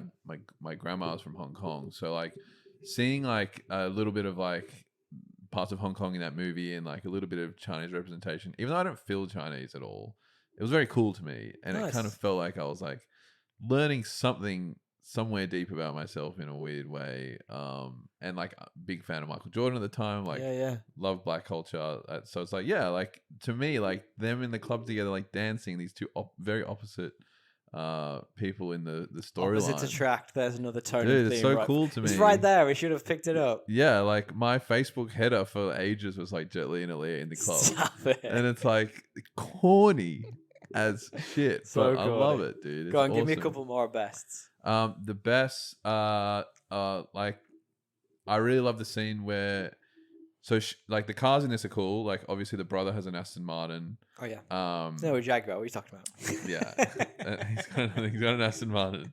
At the beginning, there's one of my favorite cars. It's a 996 Porsche Carrera. Oh yeah, nice. Like silver cabriolet. Loved convertibles as a kid, and then she has a C43 AMG Merc, which like it looks kind of standard as far as cars in the film, but like it is a cool car. And like they're kind of racing around. There's like motorbikes chasing them after they find like the dead Oh yeah. like Chinese waterfront property everyone in the waterfront property dead, and then there's like motorcycles chasing them with like Uzis. Like that's a sick scene. Love Cool that. scene. Yeah. Third one, I mean, yeah, like just You can just say Aaliyah. Aaliyah in general, dude. Like Yeah. just yeah, She was close That's to it being for one of me. mine actually. I went with like the action in general. Like action's great. you just don't get it these days. It's not as like as viscerally. I Yeah. think like you watch a movie like The Raid or The Raid 2, Yeah, phenomenal films, and that's the closest we've had to this sort of really intense action for a long time. yeah, Like it sucks that it's not there anymore. I want to see more of it in cinema. yeah, I liked watching like the treachery unfold. Like I kind of knew where he's going. I kind of remembered. Yeah. But I really liked being like, oh, holy shit, that guy is literally Machiavellian in this. Like that's He is, yeah. it's literally his name. I liked watching it, and I'd Yeah. forgotten he was. And he's you a know, prick in it. Yeah, I Yeah. forgot his turn. That was really fun. Yeah. And I just said, like it's a capsule of time. Like It is. That's what I love we'll about it. The never see nostalgia is this again. crazy. And Yeah. like there's so many good films from that era that give me that. Totally. And you're always going to be biased to the era you grew up in. And I think Absolutely. I like a young, like a total Zoomer TikTok kid now watch this might not enjoy it, or they might really love it. Who knows? They might like it ironically. Who knows? Yeah, exactly. All right, give me 3 reasons why you might not want to watch this movie. Well, for like my realization now, the duration, I never realized it was that long. Yeah, it's long. But until I one of watched it again a few times recently, yeah, I guess it is long. And That's one of mine. The length, yeah. the length. Also, I wanted to I was getting to the end of it and I really had to leave. Like I was like, I'm so late.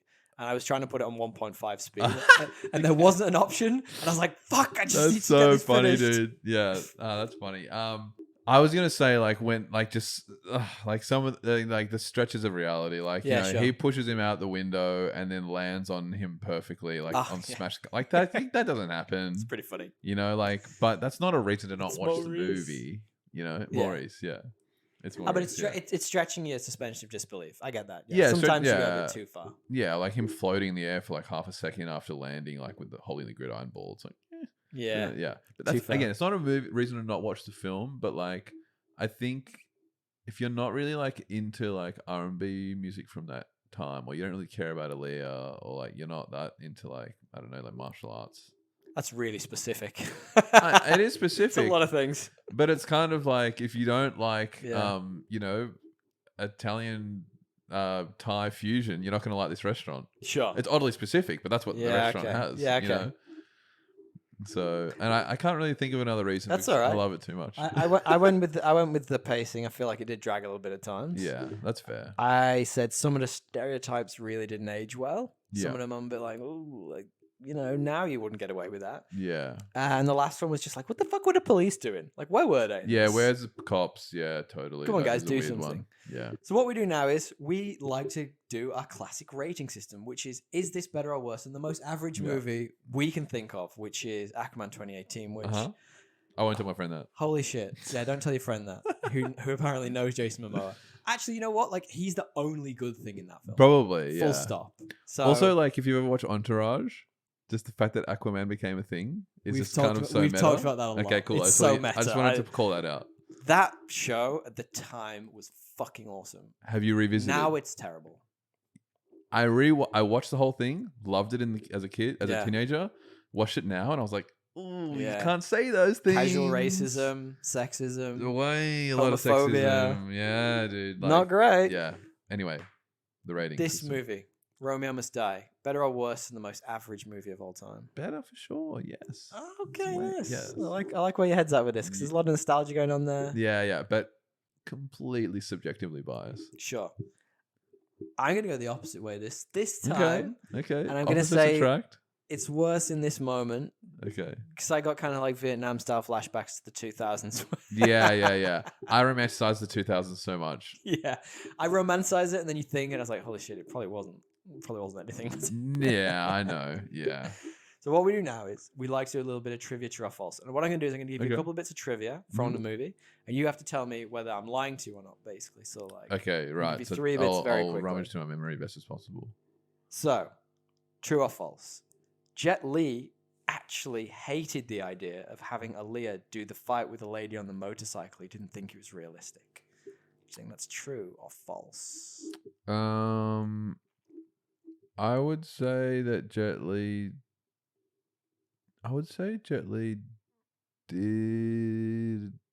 did like it.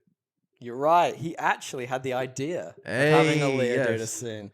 So he actually 'Cause, thought it up himself. He has 4 daughters. Ah, I reckon he'd be biased to like a little cute female power moment. I like that. That's Yeah. very cool. Okay, true or false? Aaliyah was almost in a very different version of this story for 1996's Romeo and Juliet. Is that true or is that false? I would say that's false. I can't see Baz Luhrmann like casting her. So she was considered for the role as Juliet in Romeo and Juliet 1996, opposite Leonardo DiCaprio, but she turned it down because she didn't think it was the right time for her to get into acting. Wow, really? Yeah, that's interesting, isn't it? She was like 16 then or something. I mean, Romeo and Juliet, they were supposed to be teenagers. And True. also, True. knowing what we know about her from R. Kelly. Oh, dude. Don't wanna When talk I about read that. about stuff like that, I'm like, Don't wanna I talk can't about believe it. she spent too much of her life with him. He's Terrifying. such a bad person. Final one then. Let's end on a high. Yeah. I'm not going into that. We talked. This came up a little bit earlier, and I wanted to know if you know this. Yeah. Trivia true or trivia false? There was an alternate version of the ending of this film Mm-hmm. in which Han and Trish go their opposite ways, so they walk away from each other. Is that true or is that false? I would say that sounds true. It's actually false. There was an Okay. alternate ending to the film which was filmed where Han and Trish actually kiss. Oh, But it was what? cut because of audience scores. Really? Yeah, so So they filmed that. apparently they filmed it, yeah. If I wasn't already jealous of Jet Li, now I'm more jealous. Look, ultimately, I had a lot of fun revisiting this. It was a bit long, but I had a lot of fun with it. It was Sick. No, a thank you for real giving me the time of day, capsule. man. I appreciate it. Thank 'cause- you for joining, my man. That was a Yeah. lot of fun. Yeah, no, it was a lot of fun, and I really enjoyed diving deep into that, the memories and nostalgia, and nerding out with you, and giving me a chance to chat a bit about my art as well. I do sincerely appreciate it. Thanks That's a for having me, man. fantastic segue into letting everyone know again where they can find you. Yep. So you can find me. My @ on Instagram is David Porte Beckefeld. David PorteBeckefeld. And yeah, if anyone has any questions about 3D art, design, anything, my DM's are always open. Amazing. Very, very happy. Mate, we chat. really appreciate you joining. Thank you Thank you so much. And we appreciate you all for listening. If you've got this far, bloody well done, because Yeah, it was- we've been talking for nearly 2 hours. That's Yeah. amazing Wow. stuff. There you go. You can find us, guys, at Podcast Assemble Instagram or thepodcastassemble@gmail.com. Hit us up. Give us a 5-star rating. DL would kill me for saying 5 stars. Give us a rating. We love it when you do. Give them the 5 stars. Give Don't us let those- this man have to say it all the time. Just do it. Thank you, my man. Get I your really phone out and just do appreciate it. it. Thank you for joining us, and we'll see you next time, guys. Tally ho. Thank you.